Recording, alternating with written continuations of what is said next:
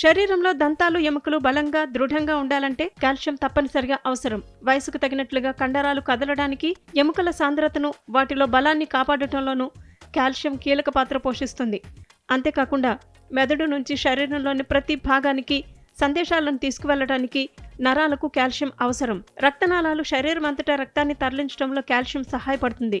హార్మోన్లను విడుదల చేయడంలో కాల్షియం కీలక పాత్ర పోషిస్తుంది.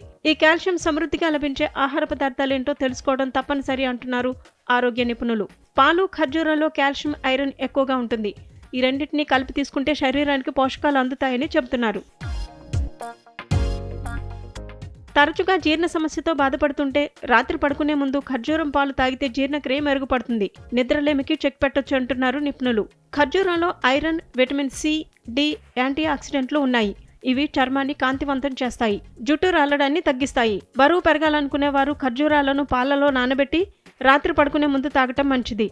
ఖర్జూరంలో క్యాలరీలు, పోషకాలు అధికంగా ఉంటాయి. ఇవి బరువు పెరగటానికి తోడ్పడతాయి.